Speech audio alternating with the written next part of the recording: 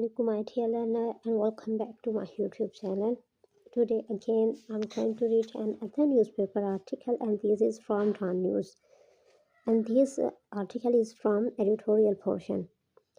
The heading of this article is Fake is Truth, and this heading is definitely eye-catching and interesting heading, so that's why I decided to read this article in front of you. So while reading, I will tell you the meaning of advanced vocab and all the grammar rule that has been used in this article. But one thing I have to explain in this video, someone asked a question between, ma'am, what is the difference between preposition in and to? Sorry, वो उनका question थोड़ा और था, लेकिन मैंने बोला था कि मैं अपनी नेक्स्ट वीडियो में एक्सप्लेन कर दूंगी. सो मैं वो स्लाइड मेरी मिस हो गई जिसमें मैंने इसका डिफरेंस लिखा हुआ था, लेकिन मैं बताती चलूँ कि थोड़ा सा आपको आइडिया हो जाए कि इन एंड टू में क्या डिफरेंस है. उनका एक सेंटेंस भी था उसके मुताबिक कि देखें जी, जनरली मैं आपको बताती हूँ, आपको समझ आ जाएगी कि जो इन होता है ना, इनको होता है किसी चीज़ में, और जो टू है ना, टू आप कभी कभी कहते हैं किसी चीज़ में या किसी चीज़ की, लेकिन टू का जो परफेक्ट मीनिंग होता है वो किसी चीज़ की टुवर्ड समथिंग होता है. ठीक है, टुवर्ड समथिंग. और एक और जो इसका मीनिंग होता है वो हम पर्पस को बताते हैं. ठीक है, कि हमें हमारा कोई पर्पस हो ना, तो टू लगा के हम उसका उस पर्पस का आंसर देते हैं कि I am going there to buy something. ठीक है, अब टू लगा के हमने अपना वो पर्पस बता दिया कि मैं वहाँ क्यों जा रही थी. ठीक है, अब उनका क्वेश्चन था, मैं वो स्लाइड मिस हो गई इस वजह से वो फुल सेंटेंस तो नहीं आ सकेगा, लेकिन मैं आपको बताऊं कि देखिए, जो इन होता है ना वो किसी चीज़ के अंदर, मतलब कोई चीज़ है, लाइक एक बकेट है, एक बॉक्स है, उसके अंदर कोई चीज़ होगी. ठीक है, अगर आप एक इमेजिनरी चीज़ है कि हम कह रहे हैं कि पाकिस्तान की ज़राअत में वो चीज़ ये ऐड कर रही है, पाकिस्तान की ज़राअत में जी ये इतना ज़्यादा इजाफा ऐड कर रही है ये चीज़, तो उसके लिए पाकिस्तानी ज़राअत, हम वो आप वर्ड देखें वो क्या है, वो एक इमेजिनरी वर्ड नहीं है, लेकिन आप देखेंगे वो फिज़िकल तो नहीं है ना कि एक चीज़ है कि उसके अंदर हम इन लगा के लिखेंगे किसी चीज़ में, नहीं, वो लिटिल बिट इमेजिनरी है. तो वहाँ हम इन का वर्ड यूज़ नहीं करेंगे कि पाकिस्तान की जो लाइफ स्टॉक है कि उसमें इतने % इजाफा हुआ. तो आपका क्वेश्चन था कि हम उसमें टू का वर्ड यूज़ करेंगे मेन के लिए कि हम इन का वर्ड यूज़ करेंगे. तो डेफिनेटली वो फिज़िकल थिंग नहीं है, या कोई एक बॉक्स नहीं है, वो एक कमरा नहीं है, तो जिसमें हम उसको एक्सप्लेन कर सकें कि इसमें हमने ये चीज़ रखी, एक कमरा लिया और उसमें हमने एक चेयर ला के रख दी. लेकिन नहीं, वो इमेजिनरी, आप समझ रहे हो कि मैं क्या कहना चाह रही हूँ, कि हम मेजर नहीं कर रहे उसे, तो उसके लिए हम लोग टू लगाएंगे. ठीक है, हम इन का वर्ड यूज़ नहीं करेंगे, वहाँ प्रपोजिशन, वहाँ हम टू का वर्ड यूज़ करेंगे कि that thing is helping to give some benefit in Pakistan livestock, someone like that, this type was sentence there. So इसमें आप मेन के लिए टू आएंगे कि to add profit in our economy. ठीक है, लाइफ स्टॉक, मैं खुद से आपको सेंटेंस में, livestock is helping to add some profit in our economy. तो आपका क्वेश्चन था हम टू लगाएंगे हम इन लगाएंगे, तो टू लगा के मैंने आपको बता दिया है कि वो मेजर नहीं हम कर रहे कि वो एक ज़मीन है या 2-3 गाय भैंस है, तो वो नहीं, हम ये बहुत ज़्यादा तादाद में है, तो उसमें हम इन नहीं लगाएंगे, हम टू लगाएंगे, साथ पर्पस भी शो हो रहा है. लेकिन दूसरी बात यह है कि जो प्रपोजिशन है ना, वो हमारे पास क्या होती है जी, वो फिक्स प्रपोजिशन है. प्रपोजिशन पे हम लोग क्वेश्चन नहीं कर सकते कि भाई इसके साथ इन क्यों आया और इसके साथ टू क्यों आया है, क्योंकि फिक्स प्रपोजिशन है. जिस तरह एक मैथ के फिक्स हमारे पास वो होते हैं ना फार्मूलाज, इस तरह इंग्लिश में भी जो फिक्स प्रपोजिशन में एक फार्मूलाज है, आप उसको चेंज नहीं कर सकते. आई होप कि आपको समझ आ गया होगा कि क्या मैं कहना चाहती हूँ, क्या समझाना चाह रही थी कि प्रपोजिशन क्या चीज़ है. चलिए जी, आज का हम आर्टिकल डिस्कस कर लेते हैं. If you have more question then easily you can comment and I will try to answer each and every question. Let's start our today article. In the mid 1990, कहते हैं, आपको मैंने बताया है ये एडवर्बियल फ्रेज ऑफ टाइम है. अगर हम इसको सेंटेंस के शुरू में लिखेंगे तो साथ हम कोमा ज़रूर लिखेंगे. ठीक है जी. In the mid 1990s as a university student, कहते हैं एक यूनिवर्सिटी स्टूडेंट के तौर पर, एंड लेटर बाद में एज अ जर्नलिज्म लेक्चरर के तौर पर, I learned about the hard and soft news. कहते हैं आई लर्नड मैंने सीखा, अबाउट मतलब हार्ड सख्त एंड सॉफ्ट न्यूज़ उनके मतलब प्रोपोगंडा प्रोपोगंडा के एंड र्यूमर्स और र्यूमर्स के बारे में मैंने सीखा। That was so simple. It is present past indefinite sentence. You can easily understand because it is a we-do and without helping verb.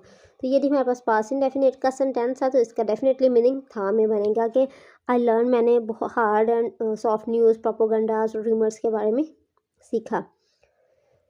However, ताहम we were unaware of the negative consequence of the fake news. वो कह रहे हैं however ताहम we were unaware, हम थे unaware मतलब हमें पता नहीं था of the negative consequences, negative मनफी नतायज जो नतायज होते हैं और फेक न्यूज़ के. कहते उस वक्त तक हम थे unaware of the negative consequence of the fake news के जो नेगेटिव जो नतायज होते हैं उनसे बारे में हम लोग अवेयर, हाँ अनअवेयर थे हम लोग. तो यहाँ आप लोग मुझे बताओ ये कौन सा सेंटेंस है. मैंने बहुत दफ़ा इसको एक्सप्लेन कर, अगर आप लोगों को ये पता चल गया ना ये इधर से लेकर इधर तक सेंटेंस कौन सा है, यकीन माने आप इंग्लिश बोल सकते हो, लिख सकते हो, आपको इंग्लिश आती है अगर आपको ये पता है तो.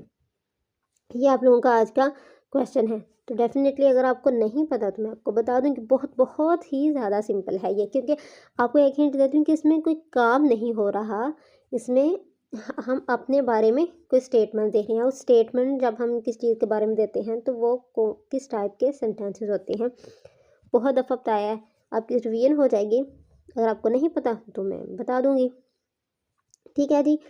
Amplified by the internet in the 21st century. कहते हैं एक तो फेक न्यूज़ के हमें कॉन्सिक्वेंस का नहीं था पता उस वक्त के, और दूसरे जो एम्पलीफाइड बढ़ाई जाती हैं by the internet in the 21st century. और फेक न्यूज़ कहते हैं वो वाली फेक न्यूज़ जिनको बढ़ाया जाता है इंटरनेट के ज़रिए 21st सेंचुरी में, फिर उनके जो कौन नताज हो तो उसके बारे में हमें नहीं था पता. ठीक है जी.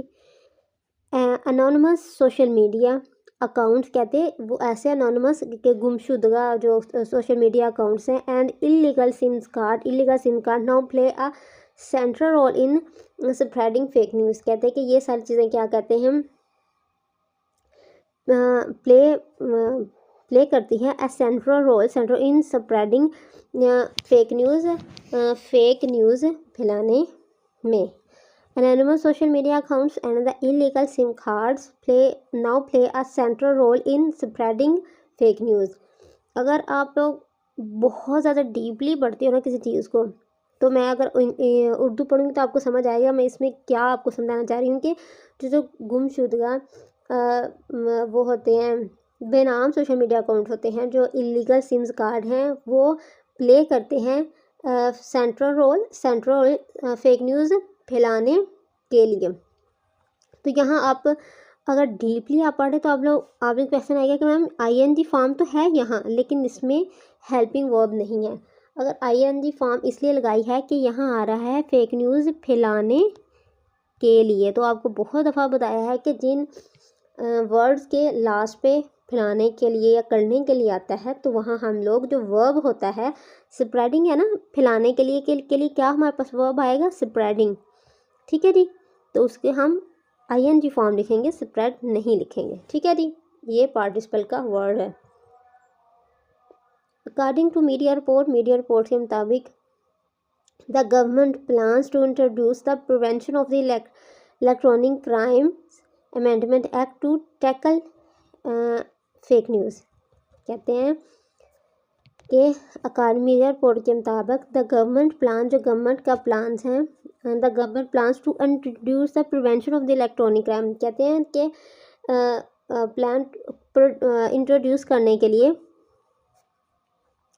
गवर्नमेंट का प्लान है टू इंट्रोड्यूस कराना the prevention of the electronic crime act. Electronic crime act क्या है वो हम इंट्रोड्यूस कराएंगे टू टैकल फेक न्यूज़ को पकड़ने के लिए या उसको जो फेक न्यूज़ पाते हैं उन तक पहुंचने के लिए. Imposing strict penalties and establishing the digital right protection authorities. कहते हैं इसके लिए क्या करेंगे, इम्पोजिंग स्ट्रिक्ट पेनल्टीज़, कहते हैं उनको हम सख्त से ज़्यादा पेनल्टीज़ देंगे. एंड एस्टैब्लिशिंग और एस्टैब्लिश करते हुए the digital right protection authority, digital right protection authority वो एस्टैब्लिश करते हुए।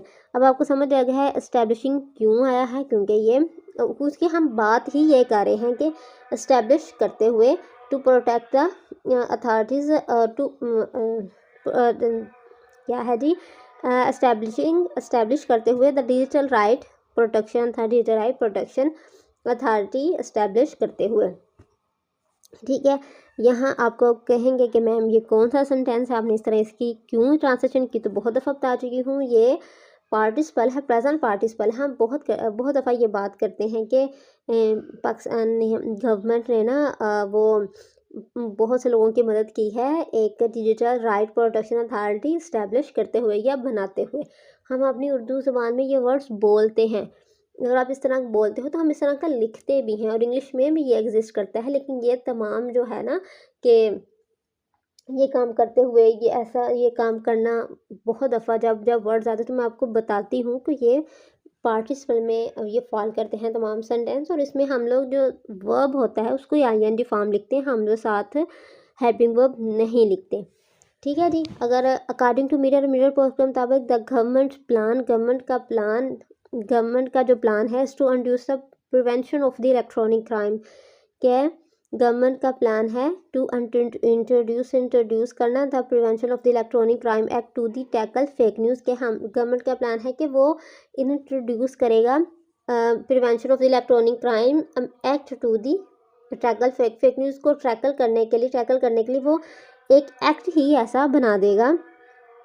ठीक है, अब वो क्या करेगा उस एक्ट में, क्या इम्पोजिंग स्ट्रिक्ट पेनल्टीज़, कहते हैं इम्पोजिंग स्ट्रिक्ट पेनल्टीज़। उस एक्ट में क्या होगा कि जो फेक न्यूज़, अब वो पर्पस बता रहे हैं किस तरह वो फेक न्यूज़ को टैकल करेंगे, कि वो इम्पोजिंग स्ट्रिक्ट पेनल्टी को इम्पोज करते हुए, देखो अब इम्पोज करते हुए हम लोग ये बोलते हैं कि अच्छा हाँ वो इस चीज़ को किस तरह सही करेगा कि वो ना घर की सफाई करते हुए और वो छत पे क्या नए चेयर्स लगाते हुए उसने अपने घर को सजाया, हम इस तरह बोलते हैं। तो ये जो सेंटेंस होते हैं लगाते हुए या करते हुए वाले, ये प्रेजेंट पार्टिसिपल में फॉल करते हैं इस तरह के सेंटेंसेस। तो उनमें क्या होता है जी, वर्ब के साथ ING फॉर्म लगाती है, उसमें हेल्पिंग वर्ब नहीं लगता। यहाँ भी इस तरह का sentence posing strict penalties and establishing the digital right protection authorities, और डिजिटल राइट प्रोटेक्शन अथॉरिटीज़ का काम करते हुए। ये था जी आज का आर्टिकल। आई होप आपके लिए बेनिफिशियल रहा होगा। Please like and subscribe my channel. Thank you for watching and please remember all the words, advance word and the meaning and grammar rule that I have explained to you right now.